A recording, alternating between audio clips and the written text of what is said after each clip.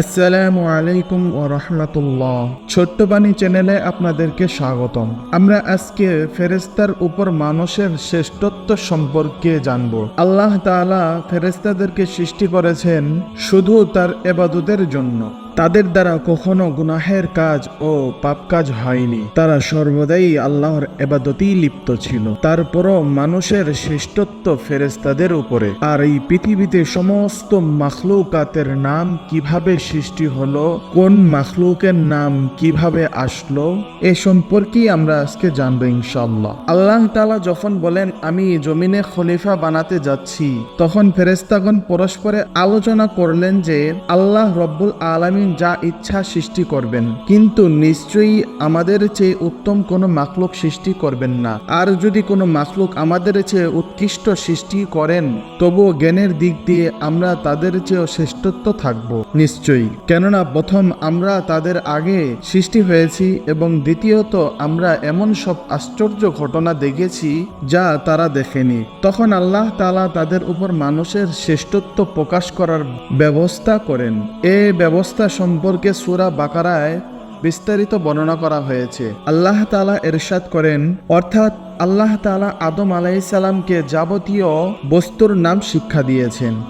অতঃপর সেগুলোকে ফেরেশতাগণের সামনে উপস্থাপন করলেন এবং বললেন, তোমরা এসবের নাম আমাকে বলে দাও, যদি তোমরা সত্যবাদী হও। ফেরেশতাগণ বললেন, আপনি অতি পবিত্র, আপনি আমাদের যা শিক্ষা দিয়েছেন তা ছাড়া আমাদের কোনো জ্ঞানই নেই। নিশ্চয়ই আপনি প্রকৃত জ্ঞানবান ও প্রজ্ঞাময়। আল্লাহ তাআলা বলেন, হে আদম, তাদের এগুলোর নাম বলে দাও। সঙ্গে সঙ্গে যখন আদম আলাইহিস সালাম তাদের সেগুলোর নাম বলে দিলেন, তখন আল্লাহ তাআলা বললেন, আমি কি তোমাদের বলিনি যে আমি আসমান ও জমিনের যাবতীয় অদৃশ্য বস্তু সম্বন্ধে নিশ্চিতভাবে অবহিত এবং তোমরা যা বাক্য করো বা গোপন রাখো আমি সবই জানি। হযরত আদম আলাইহিস সালামকে আল্লাহ তাআলা কোন কোন বস্তুর নাম শিক্ষা দিয়েছেন এই ব্যাপারে তাফসির থেকে কয়েকটি মত বর্ণিত আছে। অধিকাংশ মুফাসসির বলেন সারা বিশ্বের সমস্ত মাখলুকের নাম শিক্ষা দিয়েছে।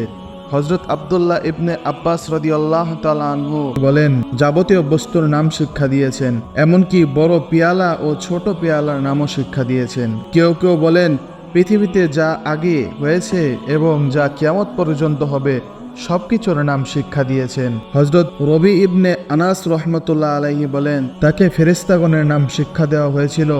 কেউ কেউ বলেন তার সন্তানাদির নাম শিক্ষা দেওয়া হয়েছিল। আবার কেউ কেউ এই মত বাক্য করে যে আদম আলাইহিস সালামকে সকল বস্তুর নাম ও গুণাবলী শিক্ষা দেওয়া হয়েছিল। তেমনি ভাবে কারো কারো অভিমত হলো আল্লাহ তাআলা আদম আলাইহিস সালামকে সমস্ত ভাষা শিক্ষা দিয়েছিলেন।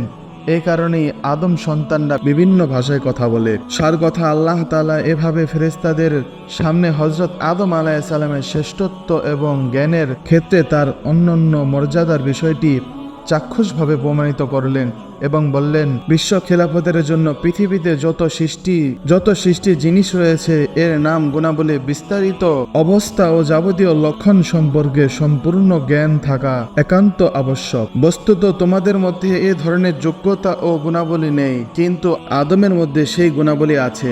আল্লামা বাগাবী রাহমাতুল্লাহ আলাইহি হযরত আব্দুল্লাহ ইবনে আব্বাস রাদিয়াল্লাহু তাআলা আনহু থেকে বর্ণনা করেন, হযরত আদম আলাইহিস সালামের আত্মাহীন দেহ মক্কা ও তায়েফের মাঝখানে রাখা ছিল। তখন ইবলিস সেখানে দিয়ে যাওয়ার সময় বলেছিল, একে কেন সৃষ্টি করা হয়েছে?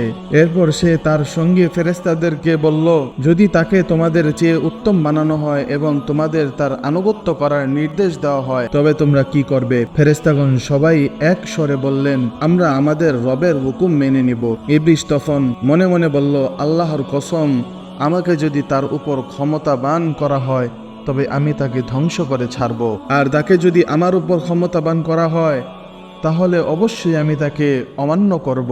এই দিকে ইঙ্গিত করে আল্লাহ তাআলা আদম আলাইহিস সালামের শ্রেষ্ঠত্ব প্রকাশের পর ফেরেশতাদেরকে বললেন, অর্থাৎ এবং আমি জানি যা তোমরা প্রকাশ করেছ এবং যা তোমরা লুকিয়েছিলে, অর্থাৎ ফেরেশতাগণ যে আমার অনুগত্য প্রকাশ করেছে তা আমি জানি, আর শয়তান যে বিদ্রোহ ও অবাধ্যতা তার মনের মধ্যে লুকিয়ে রেখেছে সে সম্পর্কেও আমি অবগত।